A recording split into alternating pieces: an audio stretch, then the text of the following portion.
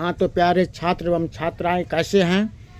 आशा करते हैं कि आप लोग स्वस्थ होंगे, मन से अपने काम में लगे होंगे। जो आपका सपना है उस सपना को साकार करने के लिए दिना प्रतिदिन आप लोग पढ़ाई की ओर अग्रसर होंगे। तो आज हम लोग इस Krishna tuition centre YouTube channel Veerpur पर ये वायरल संस्कृत का सब्जेक्टिव क्वेश्चन आंसर को पढ़ेंगे, जो बोर्ड परीक्षा 2026 के लिए बहुत ही महत्वपूर्ण है। और इस तरह का क्वेश्चन आप यदि पढ़ लेंगे, समझ जाएंगे, कंप्लीट कर लेंगे, तो समझिए ऐसा क्वेश्चन से एक भी क्वेश्चन जो है वह आपका छूटेगा नहीं। इसीलिए आज इस तरह का क्वेश्चन आपके लिए लेकर के आज हम आए हैं। आपके मनोबल को आगे बढ़ाने के लिए, आपके सपना को साकार करने के लिए आज दो शब्द आप तमाम छात्र छात्राओं के लिए है। किसी ये महापुरुष ने कहे हैं, सूरज की तरह चमकना चाहते हो तो, सूरज की तरह चमकना चाहते हो तो पहले सूरज की तरह तपना होगा। सूरज की तरह चमकना चाहते हो तो पहले सूरज की तरह तपना होगा। आज सूरज चमकता है, पहले तपता है। वैसे प्रिय छात्रगण, आप लोग भी यदि अपने भविष्य को अपने जीवन में निखार लाना चाहते हैं तो कड़ी मेहनत तो करना ही होगा, सूरज की तरह तपना ही होगा। तो आइए आज इस तरह का आज एकदम वही प्रश्न जैसे कि आपको परीक्षा में पूछा जाएगा, सब्जेक्टिव क्वेश्चन संस्कृत का जो 16 क्वेश्चन रहेगा, और उस 16 क्वेश्चन में से किन्हीं 8 प्रश्न का उत्तर देना है आपको। इसी 16 में से 8 प्रश्न आपको जवाब देना है। समझिए 8 क्वेश्चन आपका आज यही काम तमाम हो जाएगा। तो पहला क्वेश्चन क्या है? पहला क्वेश्चन है, स्वामी दयानंद मूर्ति पूजा के विरोधी कैसे बने? बहुत ही इम्पोर्टेंट क्वेश्चन। स्वामी दयानंद मूर्ति पूजा के विरोधी कैसे बने? तो स्वामी दयानंद के माता पिता भगवान शिव के उपासक थे। महाशिवरात्रि के दिन शिव पार्वती की पूजा इनके परिवार में विशेष रूप से मनाई जाती थी।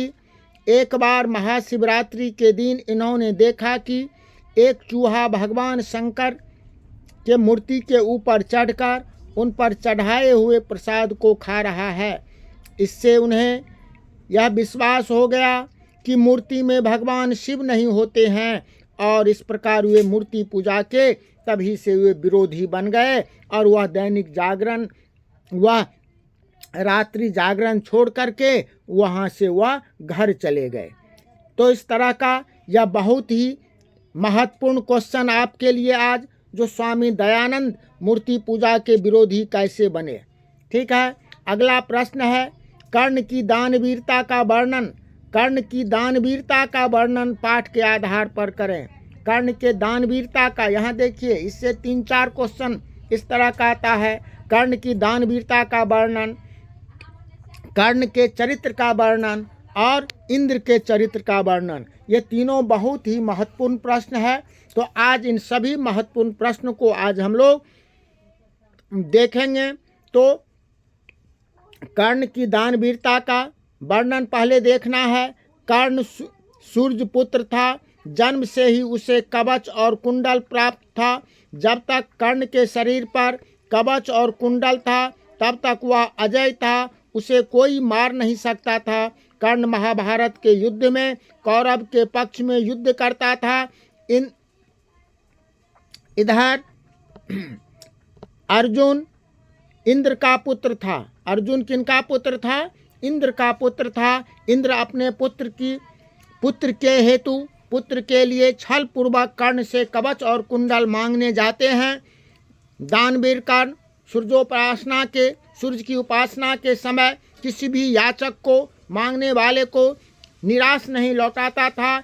इंद्र इसका लाभ उठाकर दान में कवच और कुंडल मांग लेता है, और सब कुछ जानते हुए भी इंद्र को कर्ण ने अपना कवच और कुंडल दे देता है। अगला क्वेश्चन है, वेदांग कितने हैं? सभी का नाम लिखे। तो जैसा हम लोग जानते हैं, वेदांग 6 हैं। वेद शास्त्र कितने हैं? 6 हैं। वेदांग 6 हैं। वेद के 6 अंग हैं। पहला वह 6 अंग क्या सब है? शिक्षा, कल्प, व्याकरण, निरुक्त, छंद और ज्योतिष। ये 6 अंग वेदांग के हैं। कौन सा?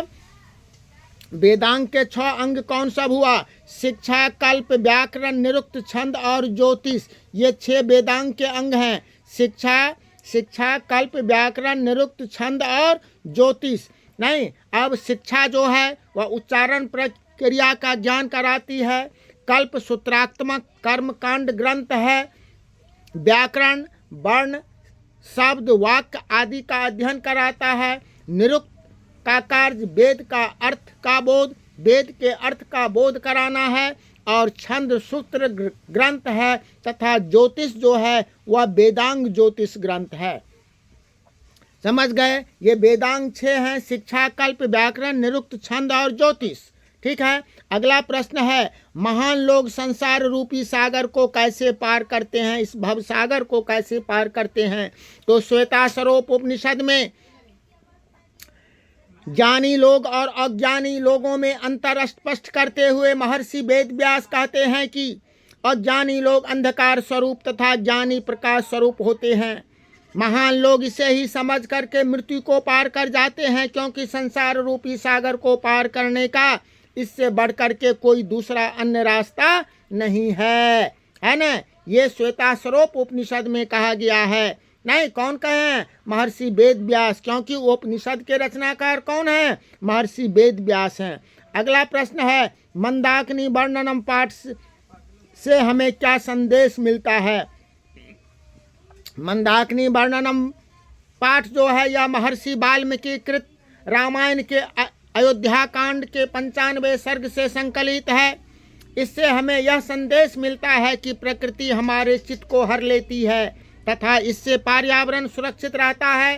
प्रकृति की शुद्धता के प्रति हमें हमेशा ध्यान देना चाहिए। अगला प्रश्न है, उस प्रश्न को जानने से पहले आप लोगों से एक निवेदन, जो अभी तक इस चैनल को, Krishna tuition centre YouTube channel को आप लोग सब्सक्राइब नहीं किए हैं, वह सब्सक्राइब ज़रूर कीजिए। अपने इष्ट मिष्ट सबसे सब्सक्राइब कराइए और इस क्लास को अधिक से अधिक शेयर लाइक कीजिएगा। पहला प्रश्न है। इसके बाद जो प्रश्न है, छठा प्रश्न, स्वामी दयानंद द्वारा दिए गए समाज सुधार के प्रमुख कार्यों का वर्णन करें। तो स्वामी दयानंद एक महान समाज सुधारक संत थे।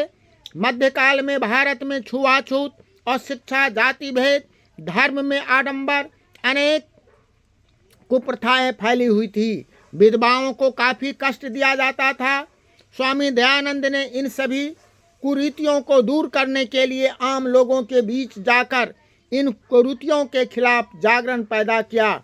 उन्होंने अपने सिद्धांतों का संकलन सत्यार्थ प्रकाश नामक ग्रंथ में किया और शिक्षा पद्धति के दोषों को दूर करने के लिए में भी इनका बहुत बड़ा योगदान रहा।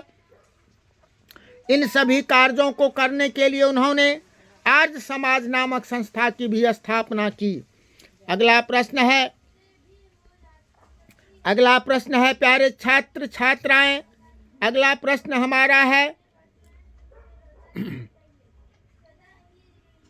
जो व्याघ्रपतिक कथा पाठ से हमें क्या शिक्षा मिलती है।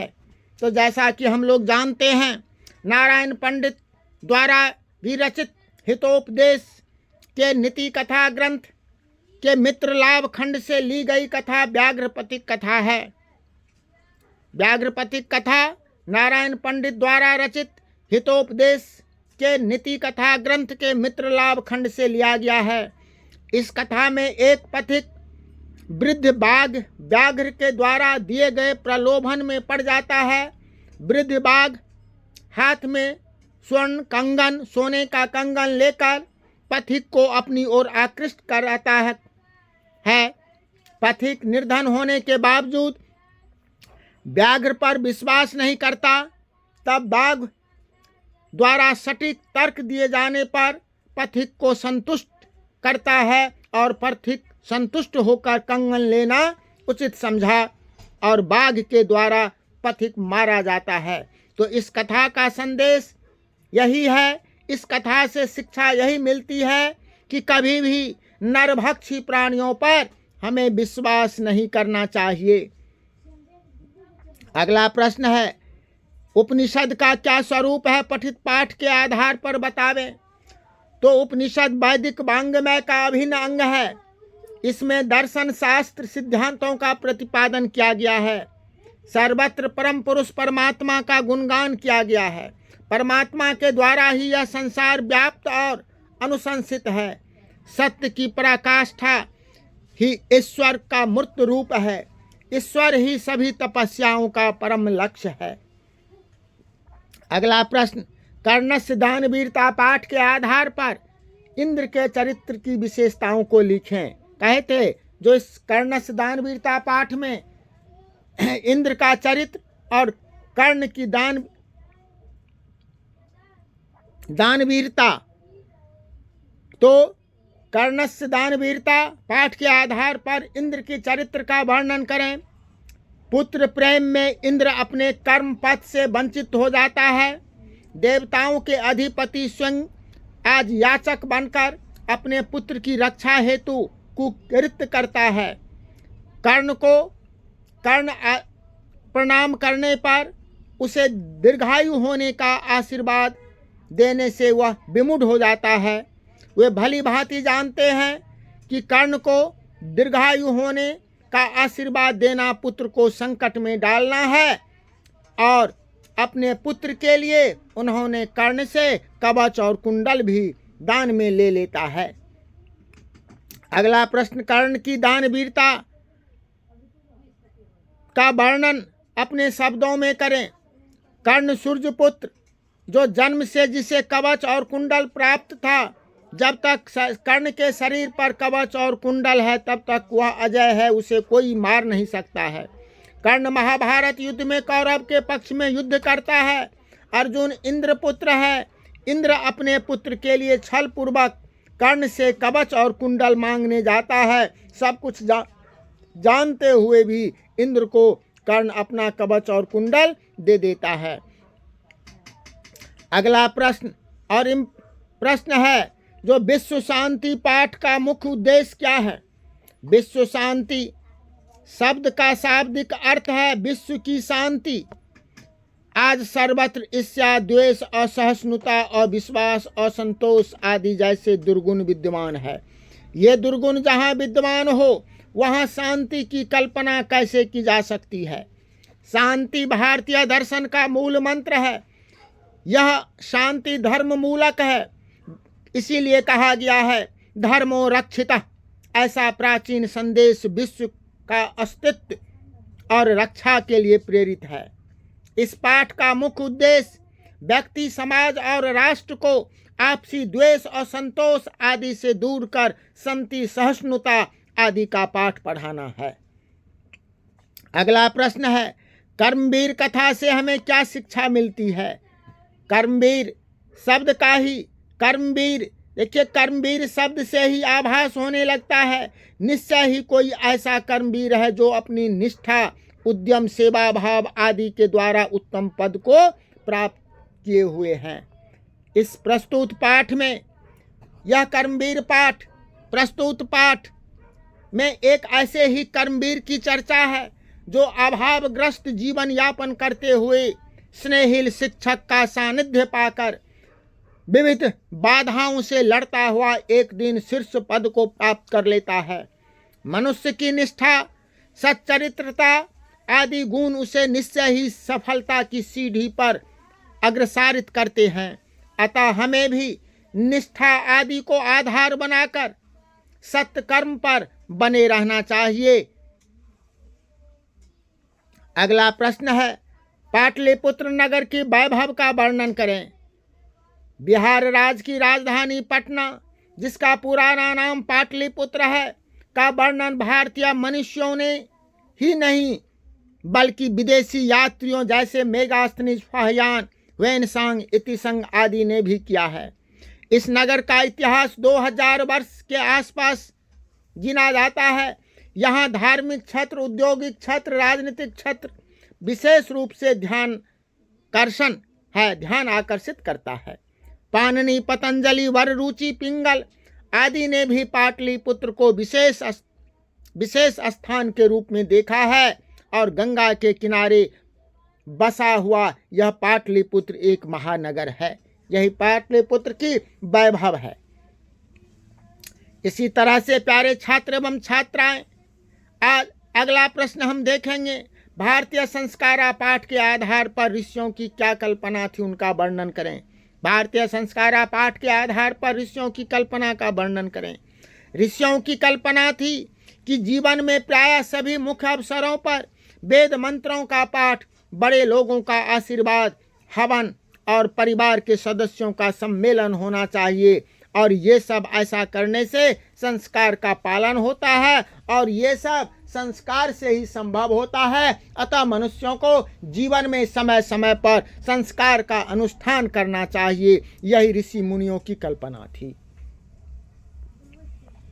अगला प्रश्न है, संस्कार कितने प्रकार के हैं और कौन कौन से? संस्कार 16 प्रकार के हैं। इन 16 संस्कार को मुख्य 5 इन 16 संस्कार को, ये जो 16 संस्कार होते हैं, इस 16 संस्कार को मुख्य 5 भागों में बांटा गया है। 3 जन्म से पूर्व संस्कार, 6 शैशव संस्कार, 5 शिक्षा संबंधी संस्कार, 1 विवाह के रूप में गृहस्थ संस्कार तथा 1 मृत्यु के बाद अंत्येष्टि संस्कार। इस तरह से कुल 16 संस्कार होते हैं। अगला और अंतिम प्रश्न आज की क्लास के लिए और आपके लिए आज का अंतिम प्रश्न, भारतीय महिमा पाठ का वर्णन 5 वाक्यों में, भारतीय महिमा पाठ का 5 वाक्यों में परिचय दें। भारत महिमा पाठ में भारत के महत्व के वर्णन से संबद्ध पुराणों को 2 पद तथा 3 आधुनिक पद दिए गए हैं। भारत के महत्व के वर्णन से संबद्ध पुराणों के 2 पद और 3 आधुनिक पद दिए गए हैं। हमारे देश भारतवर्ष को प्राचीन काल से इतना महत्व दिया गया था कि देवगण भी यहाँ जन्म लेने के लिए तरसते थे। ये इसकी प्राकृतिक सुषमा अनेक प्रदूषणकारी विध्वंस क्रियाओं के बाद भी अनुपम है। यहाँ इसका निरूपण इन पद्यों में प्रस्तुत है। तो इस तरह से आज हम लोग ये 16 प्रश्न जो आप लोगों को परीक्षा में पूछा जाएगा, उन 16 प्रश्न को लेकर के आए हैं। ऐसा वायरल क्वेश्चन द्वितीय पाली का, जिसे आप यदि आज समझ जाएंगे, आज आप इसे कंप्लीट कर लीजिएगा। समझ जाइए, आपका 8 प्रश्न आज कंप्लीट हो गया, 16 अंक आज आपका पक्का हो गया। इसी आशा और विश्वास के साथ जो अभी तक इस चैनल को सब्सक्राइब नहीं किए हैं, वह सब्सक्राइब और क्लास को लाइक ज़रूर कीजिएगा। इसी आशा के साथ आज की क्लास यहीं समाप्त होती है। तब तक के लिए आप सबों को बहुत बहुत धन्यवाद।